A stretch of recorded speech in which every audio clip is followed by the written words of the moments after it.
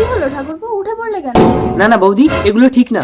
বিজয়, ভাই, কি ব্যাপার মিতা, তুমি ভাইয়ের ঘরে কি করছো? দেখো না সুজয়, তোমার সৎ ভাই আমাকে কুমতলবে ডেকে এখন তোমাকে দেখে পালিয়ে যাচ্ছে। তার মানে এক্ষুনি ভাইয়ের জন্য একটা বিয়ের ব্যবস্থা করতে হবে। মিতা বেরিয়ে এসো, নতুন বউ বরণ করে ঘরে তোলো। এসো এসো, ঘরে এসো, আমি দুধ গরম করে নিয়ে যাচ্ছি। দুধে বিষ মিশিয়ে দেবো, যে জিনিস আমি ভোগ করতে পারবো না সে জিনিস কাউকে ভোগ করতে দেবো না। তুই বিজয়কে মারতে পারবি না। কে? আমি বাতাস বাড়ি, বিজয়ের প্রাণ থাকে সুজয়ের বুকে, তাই ওই বিষটা তোর স্বামী সুজয়কে খাইয়ে দিলে তবেই তুই বিজয়কে